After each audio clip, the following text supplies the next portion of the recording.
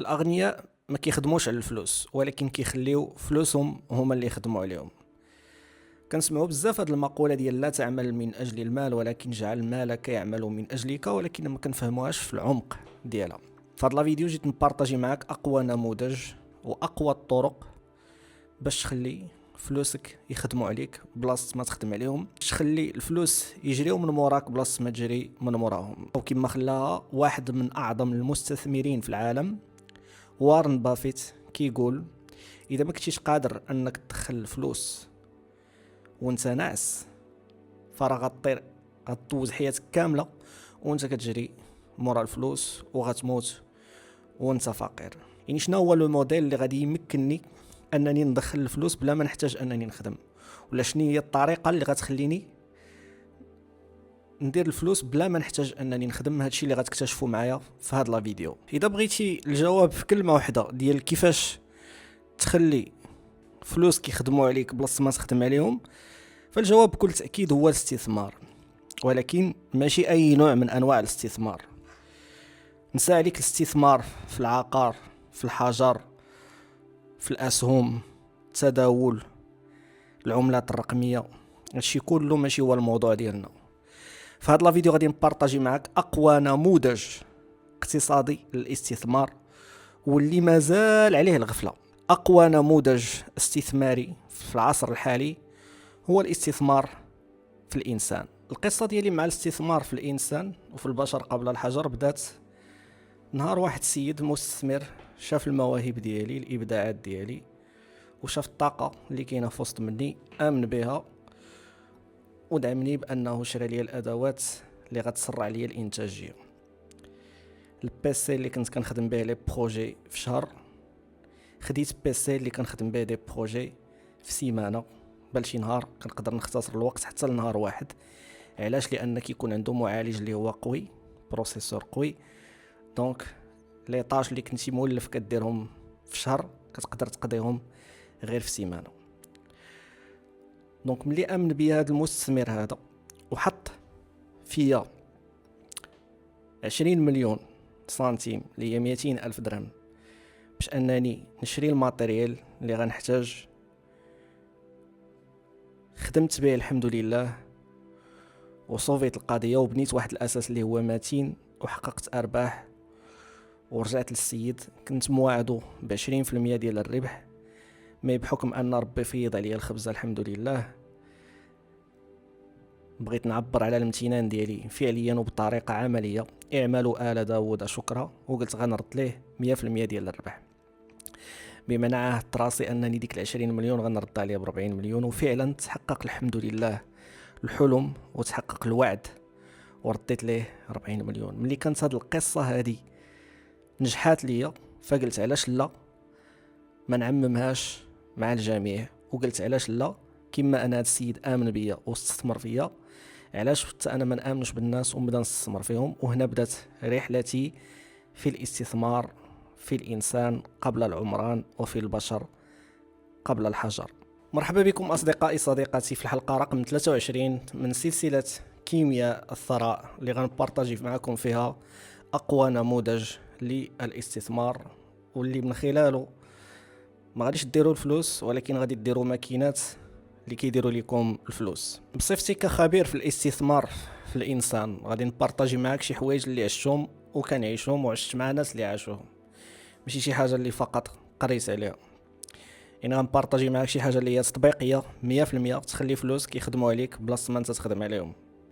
في سن مبكره فهمت ان اعظم العوائد الماديه ما كتجيش من انك تستوكي الفلوس تحت الزليجه او في الوساده، او انك تستوكيهم في الحجر على امل ان داك الحجر غطلع عليه القيمه مع الوقت وتعاود تبيعه.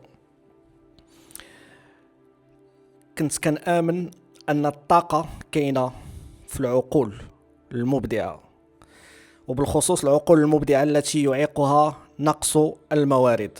ديما كنت كنخرج كنتامل في البنايات، في المشاريع، في كل شيء، في الابناك، في المحلات التجاريه، وكنبقى نقول قبل ما يكون هذا الشيء فين كان؟ كنلقى جواب واحد، هو انه كان في العقل ديال مولاه، كان فكره.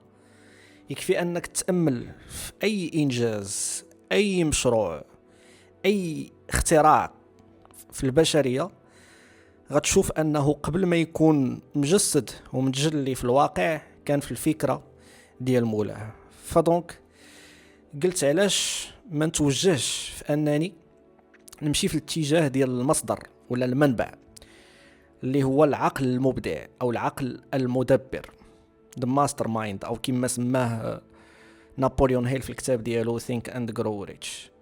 فدونك انا فهمت ان اقوى استثمار واعظم استثمار هو الاستثمار في الموارد البشريه. انا ملي لاحظت ان بزاف ديال المواهب والمبدعين في المغرب اللي ديجا كيدخلوا فلوس ولكن نقص الموارد كيعيقهم، يعني كيخدموا بماتيريال عيان. دونك قلت علاش لا، ما غاديش نعطيهم انا فلوس ولكن غنشري لهم ماتيريال، لان كي عطيتي الفلوس انت عارف ان الانسان فاش كيكونوا الفلوس بين يديه الا ما كانش حكيم في التدبير ما غاديش يعرف كيفاش يجيريهم. دونك انا كنمشي عند المبدع او الموهبه، كنشوف الماتيريال باش خدام وكندير الحسابات ديالي، كنقول الا خديت ليه ماتيريال اللي غيسرع عليه من الانتاجيه ويضاعف ليه الارباح. دونك هنا فين جات الفكره ديال انني نديفلوبي هذا لو موديل هذا اللي ما كيعتمدش على انني نعطي فلوس ديريكت، بل شراء ادوات الانتاج. الفكره في الجوهر ديالها هي انك تدعم صاحب المشروع بانك تشري ليه الماتيريال اللي غيحتاجو باش يسرع البرودكتيفيتي ديالو، ومجرد ان الارباح ديالو تبدا تضاعف بفعل هذا الليفريج اللي دوينا عليه في احدى الحلقات من سلسله كيمياء الثراء او الرافعه تكنولوجيا، يقوم باسترداد راس مالك. دونك كيرد لك فلوسك ومن بعدها كيتقاسم معك الارباح. باش تفهم معايا الفكره الرئيسيه ديال الاستثمار، خذ مثال ديال امين شاب مكافح مخلق منضبط وامين، اسم على مسمى، كيدير محتوى تعليمي هادف وماشي تافه بطبيعه الحال، بامكانيات متواضعه، كاميرا قديمه، اضاءه واكله العصا. نجح انه يبروفي لا كومبيتونس ديالو ويحقق ارباح شهريه تقدر توصل حتى ل 5000 درهم من مختلف طرق الربح، سواء عبر الادسنس او الاشهارات او ما الى دون ذلك. هذا الرقم هذا بالنسبه لينا ماشي غير فلوس، هو اثبات ديال الكفاءه، ديمونستراسيون دو فورس او دو كومبيتونس. كريم هنا بين لينا انه بالمونتاج بحاسوب عيان، الى شريت ليه حاسوب اللي غيسر عليه الانتاجيه، ما غاديش نحط ليه الفلوس في يديه بطبيعه الحال، ولكن غنشري ليه منظومه عمل احترافيه، كاميرا احسن ما كاين، بيسي ماك احسن ما كاين، سوفت بوكس، المعدات ديال التصوير، كاع الماتيريال اللي غيحتاجو. النتيجه هو انه غيطلع لا كاليتي ديال لي فيديو وغيقلل من الوقت ديال الانتاج، وهنا تفتح ليه بزاف ديال الفرص ديال الرعايه او السبونسورشيب. دونك هنا غادي يدير قفزه كموميه، وحنا نديرو اقل ربح يقدر يحققه هو 10000 درهم. من هذا الفائض اللي كيحقق كيرد ليك فلوسك، راس المال ديالك، ومن بعد كيتقاسم معك الربح. وهذا بالنسبه لي هذه اقوى طريقه. انا عطيتك غير مثال بهذا التخصص، كاين ما شاء الله شباب كيديروا برمجه المواقع، برمجه التطبيقات، صناعه الالعاب، بزاف ديال لي دومين اللي كاينين وحلال بطبيعه الحال. خاطيني المجالات المشبوهه ما كنركزوش عليها وما كنستثمروش فيها، كنركزوا فقط في الرزق الحلال الطيب. دونك باش تفهم مزيان شنو هما المجالات اللي كنستثمروا فيها، يعني شنو هما التخصصات، برمجه المواقع والتطبيقات اللي عنده عقل ديال مبرمج، وبطبيعه الحال حتى اللي فنانين في هادشي ديال الذكاء الاصطناعي كتلقى البيسي غالبا كيليميتيو، بحال كتقطع الشجر بمنشار حافي. دونك حنا كنشريو ليك منشار اللي هو ماضي، دونك كتطلع الانتاج ديالك. دونك هادشي كيخليه بلاص ما يخدم بروجي في الشهر كيولي يخدم 4 ديال لي بروجي في الشهر.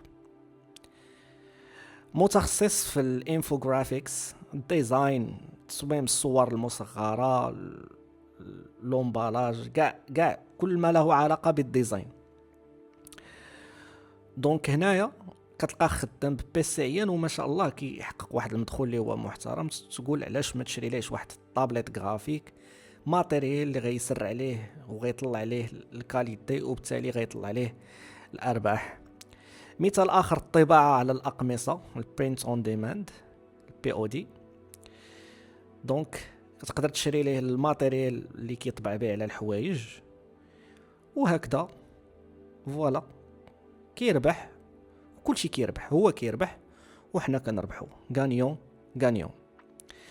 ايضا كان انفيستيو حتى في الناس اللي كيديروا التسويق الرقمي واداره صفحات البيزنس. دونك الناس اللي عندهم ذكاء تسويقي دونك كيحتاجوا فلوس باش يديروا لاناليز ديال لي دوني، وغالبا باش يديروا هاد لاناليز ديال المعطيات ولا تحليل المعطيات كيحتاجوا دي لوجيسيال اللي ما كيكونوش فابور.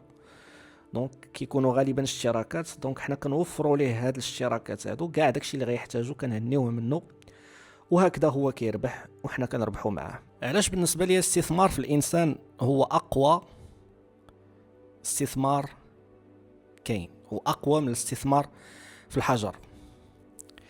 الا كنتي كتانفيستي في الحجر جامد واصم، كتسمى ستاتيك اسيت.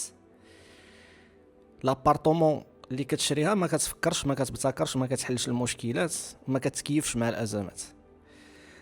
العقار كيخضع للتهالك الزمني، عوامل التعريه، ما كتعرفش شنو غيطرا، داك الارض ما كتعرفش الحرب واش غتنوض، بزاف محاط بالمخاطر. وزيد عليها القيمه ديالو كتغير بمتغيرات جغرافيه جيوسياسيه اقتصاديه اللي ما كتقدرش تكونتروليها. شحال من واحد قال غنانفيستي في العقار ونكريه، وفي التالي شنو لقى ان ماشي غير اجي وكري، ماشي غير اجي ولقى الناس اللي هما ثقه باش انك تقدر تكري لهم. عكس الاستثمار في الانسان، الا كنتي كتانفيستي في الانسان اصل حي متكيف عنده قدره على انه يتادابط. ملي كتستثمر في عقل بشري فانت تستثمر في آلة عضويه جباره اللي هي قادره على التطور وخلق الفرص من العدم. خذوا على سبيل المثال اوروبا. علاش اغلبيه الادمغه كيمشيو من المغرب لاوروبا؟ لان اوروبا تستثمر في الانسان، في الادمغه، في العقول. امريكا كذلك. خيرة الادمغه كتلقاهم في الولايات المتحده الامريكيه ولا في اوروبا. علاش؟ لان الدول هادو عندهم اولى الاولويات الاستثمار في البشر قبل الحجر، لان البشر هو اللي كيصنع الحجر وليس العكس. الحجر ما كيصنعش البشر. دونك ملي كتانفيستي في العقل البشري فانت كتانفيستي في واحد الماكينه اللي هي كتادابطا بالزربه وكتقدر تخلق لك الفرص من والو. شوف معايا المشاريع كاملين اللي كاينين في الكره الارضيه كلهم كانوا عباره عن افكار في العقول ديال ماليهم. اجمل ما كاين في انك تستثمر في الانسان قبل العمران هو ان الاستثمار في الانسان النمو ديالو ماشي خطي. كاين نمو خطي كيطلع بحال هكا، وكاين النمو الاسي. شنو الفرق بين النمو الخطي والاسي؟ النمو الاسي كيخضع للتراكم، كيكون فيه واحد الربح اللي هو تراكم، واحد الفائده اللي هي تراكميه. شنو الفرق بين شنو هو المعنى ديال التراكم؟ بحال كره الثلج، كتبدا كره كتكون صغيره وغادا وكتكبر. اوكي، بحال دابا خذ مثال باش تفهم احسن مثال للتغير التراكمي او التطور التراكمي. خذ درهم ضربها في جوج غتعطيك 2 دراهم، ضربها في جوج 4 دراهم، ضربها في جوج غتعطيك 8 دراهم، وانت غادي 16 وعاود العمليه 30 مره راه غتفوت مليون ديال الدولار، غادي تفوت مليار ديال السنتيم. هذا هو التطور التراكمي. التطور التراكمي هذا العام كندخل مثلا 10000 درهم للشهر، العام الجاي غادي ندخل 20000 درهم في الشهر، العام اللي من موراه غندخل 40000 يعني غادا القضيه وكتطور بواحد الطريقه اللي هي اسيه وماشي خطيه.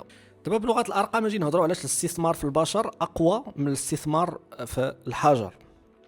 الروتور سور انفستيسمون ولا الروتورن اون انفستمنت في العقار او الاسهم كيتراوح ما بين 5% و10% في احسن الاحوال. يعني باش تدخل 5000 درهم شهريا من عقار كتحتاج انك تستثمر الملايين ديال الدراهم.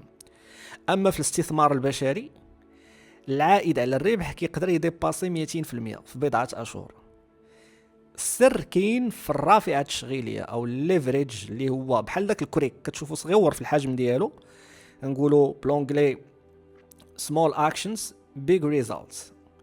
الكريك صغير في الحجم ديالو ولكن كيقدر يرفع رموك. اوكي، كذلك الاستثمار في البشر هو صغير في التكلفه ديالو ولكن في الارباح ديالو ارباح اللي كتقدر توصل حتى ل 200%. دونك انت كتشري معدات، مثلا واحد غتشري ليه ماتريال ب 20000 درهم، شاب موهوب خدام ماتريال مدرح، انت غتشري ليه ماتريال ب 20000 درهم، كترتفع الانتاجيه ديالو،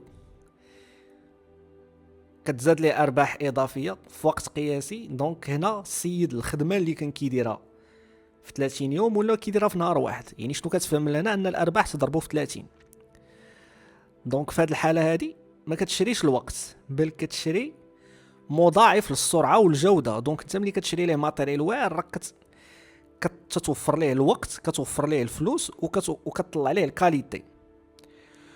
والاسواق الرقميه تدفع بسخاء بالغ مقابل هذين العنصرين. دونك ملي شوف سير عند اي شركه قول لهم غنسرع عليكم الانتاجيه، داكشي اللي كتنتجوه في شهر ننتجو لكم في 15 يوم، ما غيقولوا لك طلب اللي بغيتي، امر وانا نغامر. عندك تسريع الانتاجيه وعندك الكاليتي، هاد الجوج هادو ملي كتوفرهم للشاب الموهوب فكن على يقين انه اقوى استثمار. ايضا من بين الحوايج اللي خلاوني نتشجع انني نكون مستثمر في البشر قبل الحجر هو انك في الاستثمار في البشر ما كتربحش غير فلوس، كتربح حتى علاقات مهمه. نيتورك، your network is your net worth. دونك ملي كتشري انت عقار مثلا، العلاقه بالمستاجر جافه وكتنتهي بان ديك الكونطرات تسالى، والمال شحال ما الفلوس شحال ما كثروا الفلوس اللي دخلتي غيتسالاو.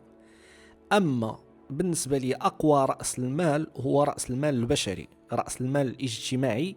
بالنسبه لي هو الثروه التي لا تنضب. حاليا خذ مني كل شيء، ممتلكاتي، فلوسي، اي حاجه خذها، ما تاخذش مني حاجه وحده اللي هي العلاقات ديالي، لان العلاقات ديالي هما راس مالي الحقيقي.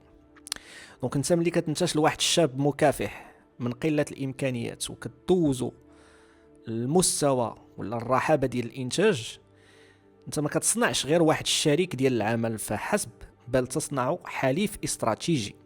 هنا كتبدا تصنع الحلفاء يدين لك بالولاء، يعني نهار توقف عليه غتلقى، لانه ما عمرو غينسى خيرك. الفلوس ديال الانفستيسمون غيتسالاو، الربح غيتسالى، ولكن ديك العلاقه كتبقى قويه. هذاك الديفلوبر اللي انفستيتي فيه في البدايات ديالو راه غيولي مدير ديال شركه تقنيه، والماركتر اللي انفستيتي فيه في البدايات ديالو او المسوق غادي يملك وكاله اعلانيه كبرى، وصانع المحتوى غادي يولي مؤثر كبير ومرموق. بطبيعه الحال كنهضروا على صناع المحتوى الهادف، تفاهه لا نقيم لهم وزنا وما عندناش معاهم، ما عندهمش معنا بلاصه. دونك هنا غتلقى راسك تلقائيا ديفلوبيتي واحد النيتورك اللي هو رهيب من العقول، اقوى العقول ومن النخبه. نهار غتبغي تلونسي البروجي ديالك ما تقلبش على الناس اللي غيديروك اشهار، ديجا انت راك استثمرتي في الناس اللي غيديروا اشهار، وديجا هما قراب ليك، وديجا عارف المهارات والكفاءات ديالهم. وكتلقى عندك جيش من الحلفاء الذين ساهمت في بناء امجادهم، مستعدين لرد الجميل لك وتسخير نفوذهم وعلاقاتهم لخدمتك. نبغى نبارطاجي معكم اهم 5 ديال الصفات اللي ضروري خصها توفر في هذا السيد هذا اللي غادي تانفيستيو فيه. كأي واحد صاحب مشروع، اي شاب في الدرب في الحومه بان لكم يستاهل انه يتدعم، ضروري خص يتوفروا فيه هاد الشروط 5. اول حاجه النتائج المسبقه، ولا كتسميوها البروف اوف كونسيبت. ما عمرك تانفيستي في شي واحد فقط لان عنده الفكره. 7000 واحد عندهم الافكار ولكن ما كيقدروش يمانيفيستيو دوك الافكار، او ربما ملي كتعطيهم الفلوس باش يوقفوا دوك الافكار على رجليهم كيمشيو يزلعوهم ويجيبوا لك الاعذار. حنايا ما كنستثمروش في اي واحد، ضروري هذا اللي غنستثمروا فيه ديجا يكون مانيفيستا الفكره ديالو بمعدات متواضعه بدائيه. دونك ديجا خصو يكون كيدخل الفلوس. اوكي، ما كيهمش المبلغ اللي كيدخل، مي المهم يكون ديجا كيدخل باش حنا كنضمنوا المضاعفه، لان الزيرو ما يمكنش تضاعف، والزيرو غتضربو في 100 غيبقى زيرو. اوكي، بينما الا كان واحد غضربها في 100 تعطيك 100، متفقين؟ غضربها في 2 تعطيك 2. دونك حنا كنستثمروا في الناس اللي ديجا حققوا نتائج مسبقه، يعني ديجا دخلوا فلوس. اما هذوك خوتنا اللي كيقول لك لو كان عندي بيسي خاصني بيسي ونبدا، لا، خص يكون عندك بيسي ديجا شاريه من الجوطيه، شاريه ب 50 درهم ولا ب 500 درهم وخدمتي به ودخلتي به، لان الا ما نجحتيش بالماتيريال العيان ما تقدرش تنجح بالماتيريال الاحترافي.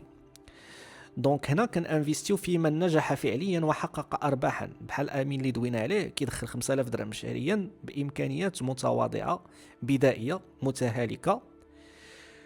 دونك النجاح في ظل انعدام الموارد هو الدليل القاطع على الكفاءه. اللي ما قدرش بين لا شيء يصنع الاشياء، فهذا واخا تعطيه الاشياء ما غيصنع والو. دونك ثق بيا، بزاف ديال الشباب اللي استثمرت فيهم ما شاء الله كانوا بحوايج بساط، تليفون شاري ب 70 درهم وكتلقاه داير به العجب، واحد اخر عنده التليفون ديال 7000 درهم وما داير به والو. دونك هاد الناس هادو اللي بماتيريال بسيط ومتواضع داروا العجب، كنقولوا الا عطيناهم ماتيريال واعر فراه كيكون اكيد انهم غادي يصنعوا به معجزه. ثاني شرط خصو يتوفر في الناس اللي كنستثمروا فيهم هو الانضباط. الانضباط هو لا اعذار، ما غايش يجي يبكي عليك. كانت عندي الكانه غنخدم، ما كانش عندي الكانه غنخدم، لان عندي التزام. اوكي، دونك فاش كنانفيستيو في شي واحد في الاخر ملي كنجيو للمحاسبه راه ما كنتسناوش منه يعاود نقص حياته او ظروفه او اعذاره. دونك هادشي علاش حنا كنفلتريو من الاول غير من الطريقه باش كيدوي، كنحطوه في مواقف كنمتحنوه بلا ما يحس اننا كنمتحنوه، وكنقدروا نحسبوا درجه الانضباط ديالو. لان الغلط هنا اللي كيرتكبوه المستثمرين اللي بغاو يستثمروا في البشر كيحسبوها بالشغف.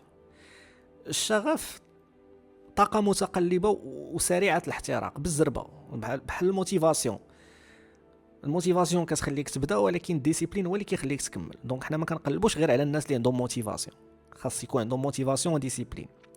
ما كنقلبوش غير على الناس اللي يكون عندهم شغف. emotion without action ولا passion without action is just an emotion, a hallucination، هلوسه، او كما خلاها سايمون سينيك.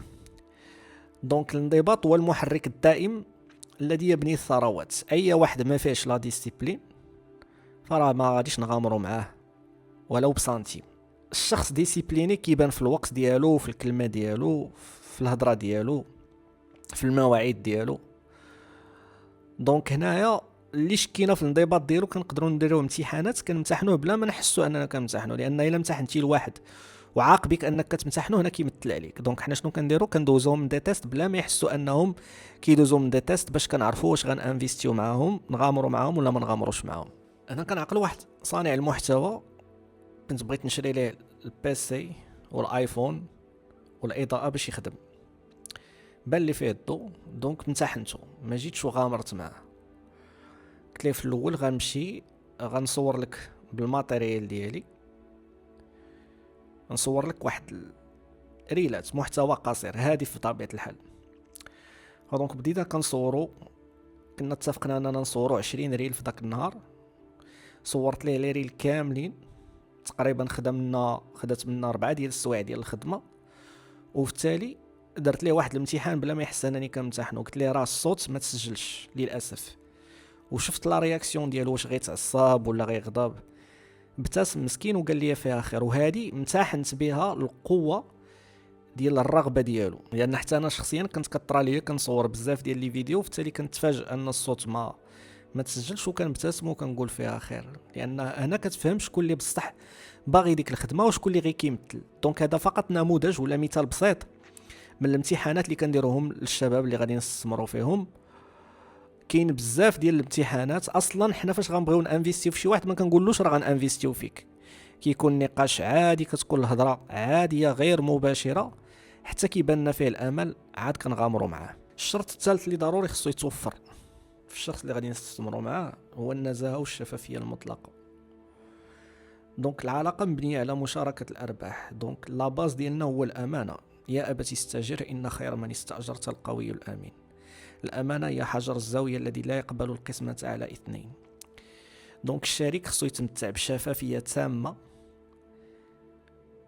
اللي كتخليك تطالع على الداشبورد ديالو الارقام بلا ما يحاول يكاشي الارباح ديالو. دونك هنا ضروري كتكون مطالع على شحال غيدخل بالضبط باش انك تقدر تانفيستي معاه. دونك اي واحد غنانفيستيو معاه وبغى يكاشي علينا المداخيل، فهادشي كيعني انهاء الشراكه فورا وسحب الادوات. وبالمناسبه الاصدقاء والصديقات، علاش قلت لكم احنا ما كنعطيوش فلوس للشباب، احنا كنعطيو ماتيريال، كنشريو ماتيريال وكنعطيوه للشباب، لان الا عطيناهم فلوس راكم عارفين كنضمنوش انهم غيشريو بهم داك الماتيريال، ولا يقدروا يتشطروا في الماتيريال ويصدقوا شارين شي حاجه عيانه. دونك حنا كنشريو لهم الماتيريال، المعدات حنا كنشريوهم لاننا حنا كنفهموا فيهم. اي واحد فشل في الاثبات ديال الجداره والاستحقاق ديالو، حنا بيان سور كنويو فيهم الخير، كنديروا التوقعات ديالنا، ولكن كاينه واحد النسبه، واحد 1% كيخرجوا من الجنب، ما كتعرفش شنو كيطرا بالضبط. دونك في هذه الحاله، في حاله الفشل شنو كنديروا؟ كنسحبوا الماتيريال تو سامبلومون. دونك فاش كنسحبوا الماتيريال هنا بحال كنتفاداو الخساره. لو كان عطيناه فلوس مثلا وشرا بهم ماتيريال هو وخسر، غيكون صعيب علينا اننا نسترجعوا الماتيريال، ولكن بحكم اننا الادوات حنا اللي كنشريوهم بيدينا، دونك في حاله الفشل نقدروا نسحبوا الادوات ونعطيوهم للشخص اللي غادي يوفيهم الحق ديالهم واللي غادي يعرف كيفاش يخدم بهم. رابع شرط اللي ضروري يتوفر في الاشخاص اللي كنستثمروا معاهم هو يكون ليغو نازل الارض، لان ايغو از ذا انمي، وكما خلاها راين هوليدي. اي واحد مغرور ما عندنا ما نديرو به، اي واحد كيبغي يفرض الكلمه ديالو وغير قابل للتعليم، اوكي، وعاجبو راسو، حاس براسو، هذا ما الا عجبك راسك اخويا سير شري الماتيريال لراسك. دونك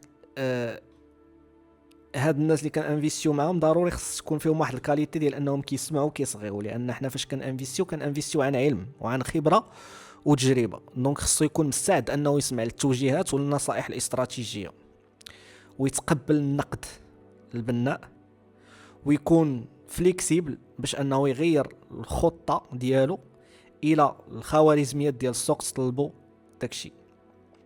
دونك كنحاولوا ما امكن هادو اللي غنانفيستيو معاهم ماشي غير نشريو لهم ماتيريال ونحطوه بين يديهم، بل حتى المواكبه كنواكبوهم وكنوجهوهم. والشرط الخامس اللي ضروري خصو يتوفر في هذا اللي غنانفيستيو معاه هو انه تكون عنده عقليه الوفره. حنا ما كنستثمروش في شي واحد اللي باغي يخلص بينا لي فاكتور ديالو ولا لي شارج ديالو، حنا كنقلبوا على الشخص الجائع لخدمه الانسانيه، واللي ديجا عنده عقليه الوفره، ما تكونش عنده عقليه الندره. السيد اللي غنانفيستيو معاه ضروري خصو يكون فاهم عقليه الوفره ديال ان 50% من 20,000 درهم راه احسن من 100% ديال 5,000 درهم، اوكي. حيتاش كاين اللي ما عندوش عقليه الوفره، عنده عقليه الندره، كيفضل انه يدخل 10,000 درهم بوحدو على انه يدخل 20,000 درهم مع الجماعه ولا مع الشركه. دونك باختصار شديد حنا عندنا 5 ديال المعايير صارمه لا نتنازل عليها باش اننا نقبلوا ولا باش اننا نانفيستيو في الموهبه. وغير قبيله جا عندي واحد الشاب بغى نانفيستي في المشروع ديالو بطريقه غير مباشره. قلت له واش كتفضل دابا الا خيرتك بين جوج حوايج، نعطيك نصيحه وتوجيه ساوي الفلوس ولا نعطيك الفلوس للمشروع ديالك؟ قال لي عطيني الفلوس للمشروع ديالي، التوجيه والنصيحه ما محتاجوش. صافي هنا هذا شوف هذا فلتر راسو بلا ما نحتاج انني نفلتريه. صافي درت ليه ديك برافو عليك، بينتي النيس من الخيمه خارج مايل، يعني بين ان عنده ليغو، انه مغرور وانه ما كيسمعش. دونك هذا اللي ما قدرش خبره وتجربه ديالي واش غيقدر فلوسي اللي عطيتهم ليه. دونك هذا صافي من الاول، صافي هو ماشي انا اللي بلوكيتو، هو اللي بلوكا راسو تو سامبلومون. اما لو انه اختار التوجيه اللي يساوي الفلوس على الفلوس، انا غنفهم ان السيد يقدر المعلومه. شو اللي ما كيقدرش المعلومه راه ما غيقدرش حتى الفلوس. شي اللي ما قدرش النصيحه ديالك واحترمها راه ما غيقدرش الفلوس ديالك الا استثمرتي معاه. دونك انا ما يمكنش نغامروا نستثمروا مع شي واحد اللي ما كيقدرش النصيحه والتوجيه ديالنا، وهنا عزيزي المستثمر، عزيزتي المستثمره، ضروري غيتبادر لك واحد السؤال الذهن ديالك: ماذا لو نفرض انا شريت الماتيريال لهذا السيد هذا وفي التالي ما صدقش؟ واخا ما يصدقش هو، الحمد لله الماتيريال راه كيصدق. كان ديجا جاوبنا على هذا السؤال هذا. دونك انا العبقريه الهندسيه باش كنقللوا المخاطر، ريسك مانجمنت، في هذا الموديل هذا ما كنحطوش عنده الكاش، بل الا حتى شي حطينا عنده الكاش غيقدر يخلص به الكريديات اللي عليه، او يشري حوايج ما محتاجهاش بفلوس ما عندوش باش يبان على الناس ما عندهمش معاه. حنا كنشريو ليه ماتيريال، يعني اصول ماديه انتاجيه: كاميرا، بيسي، اضاءه، امبريمونت، آلة ديال الطبع على الملابس. هاد المعدات والادوات كتشرى بالسميه ديالنا وكتبقى قانونيا وفعليا في الملكيه ديالنا وتحت التصرف ديالنا، كضمان في حاله حدوث اسوأ السيناريوهات: تكاسل، اخلال بالعقد. دونك العمليه خاليه من اي خساره تذكر. بكل حزم ببساطه كنسحبوا منه دوك الادوات. عطيناك ادوات ساويه غاليه ما عرفتيش تخدم بها، دونك كنعطيوها اللي غيخدم بها تو سامبلومون. ما كنعقل واحد كنت انفيستي شريت ليه طابليت غرافيك باش يبدا يدير لي كور ا ديستانس، دازت شهرين ما دار بها حتى حصه وحده ا ديستانس، بدا كيجبد ليا الاعذار، كيبكي عليا، كيشكي عليا، ما حركاش كاع، جامي تيستاها مره واحده في البيسي ديالو. دونك سحبتها منه وعطيتها لواحد اخر اللي الحمد لله حركها ودخل بها طريف ديال الخبز. دونك ما عمرك تخلي الادوات عند شي واحد اللي ما عارفش بالقيمه ديالو. دونك هذه هي الطريقه باش كنديروا الريسك مانجمنت ديالنا. دونك كنشريو الماتيريال في حاله الاخلال بالعقد او التكاسل او التماطل، كنسحبوا الماتيريال ديالنا بكل بساطه وكنعطيوه للي يستاهل واللي يخدم به. دونك حنا ما كنخليوش هاد المعدات الماديه انها تقدام او تطيح لها القيمه ديالها، دونك كنسحبوا من هذا وكنعطيو لهذا تو سامبلومون. دونك كنسحبوها من يد الفاشل وكنسلموها للناجح. وفي نفس الوقت كما قلت لكم راه هادو فقط حالات استثنائيه جدا، اما اغلبيه الحالات الحمد لله راه كيحمروا لينا وجهنا. دونك هنا الماتيريال ديالنا ما كيموتش، وبالتالي كنكملوا الدوره ديال انتاج الثروه، مما يجعل المخاطره براس المال تقترب فعليا من الصفر. ونقطه اخرى احبتي هو ان كما قلت لكم 99% كينجحوا، 1% كيفشل. الواحد في المية ولا 99 النجاح الأغلبية كيغطي على الفشل ديال الأقلية، الشيء اللي كيخلي أنك أنت ناجح في كلتا الحالتين، سواء نجح أو فشل فراك ناجح في الصورة الكبرى. وهذا الشيء كيزيد يقلل من المخاطر في هذا النموذج الاستثماري. دونك هنا الأصدقاء كما كتشوفوا أنا حاولت نقاد لكم لي زانفورماسيون هنايا في الاستثمار في البشر قبل الحجر. دونك تقدروا تصفحوا هذا الموقع هذا invest.mohammedbabour.com. دونك كيشرح الرؤيه الاستراتيجيه ديال الاستثمار في المواهب، بالخصوص المواهب المغربيه.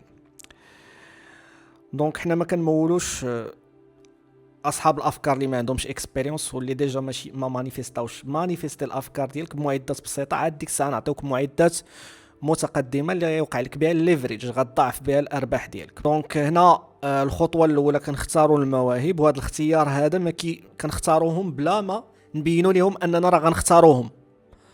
اوكي، كتكون مراقبه صامته، لانك فاش غتحطهم في امتحان غيبداو يتصنعوا غيبداو يمثلوا. دونك حنا كنراقبوا ديجا الناس اللي ديجا خدامين وباينه الخدمه ديالهم. شحال من مره كيجي شي واحد غير يبيع لي شي حاجه بار انستغرام، ولا كنطلع على البروفيل ديالو كنشوف لي زاكتيفيتي، الطريقه باش كومونيكي، كنلتمس فيه الخير، كنقدر نتوكل على الله ونبروبوزي عليه الفكره بطريقه غير مباشره بلا ما يحس. دونك هنا كنختاروا لي طالون مغاربه بطبيعه الحال، متمكنين من الدومين ديالهم وديجا كيدخلوا مصروف، ديجا كيدخلوا الدولار بار انترنت، حلال طيب بطبيعه الحال، محتوى هادف، خدمه نقيه، ما كنخدموش العملات الرقميه، اي حاجه عندها علاقه القمر داكشي خاطينا. اوكي، يعني الرزق ضروري، عندنا دي فالور اللي ما كنتنازلوش عليهم، مبادئ لا نتنازل عنها. دونك عمليه التمويل كيفاش كتكون؟ ما كنعطيوش الفلوس باش يشري الماتيريال، حنا تنشريو ليه الماتيريال.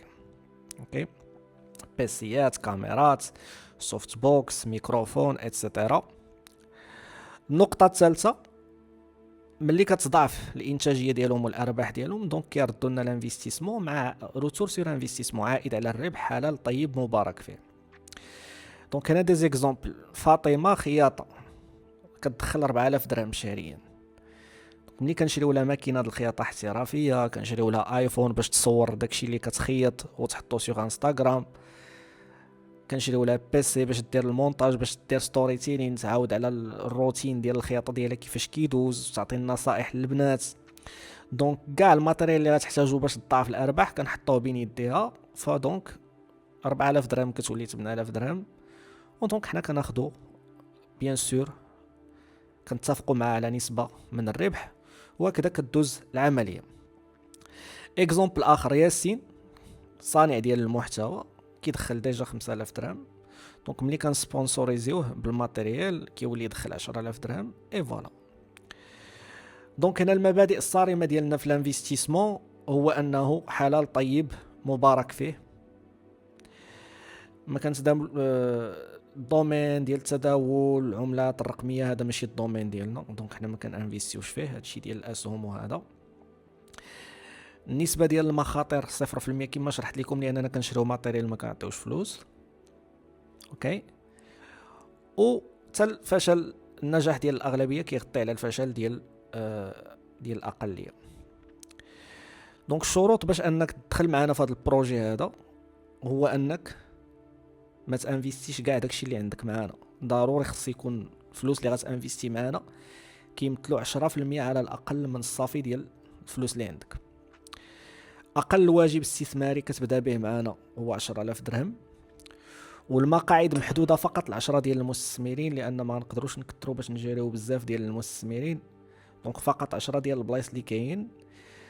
الشرط الاخير للانضمام هو انك تكون تبعتي سلسله كيمياء الثراء وفاهم الصوره والرؤيه والاستراتيجيه الكبرى، وتكون مبدئيا كتامن حتى انت باننا نستثمروا في البشر قبل الحجر. دونك الا كنتي موافق على هاد الشروط، كل ما عليك هو تدخل لهذا الموقع وتوكل على الله معنا. دونك انا حطينا لكم واحد الحاسبه ديال الارباح ديال الاستثمار، تقدر تحسب بها تو سامبلومون باش تعرف شحال غيجيك ديال الربح الى انفيستيتي معنا.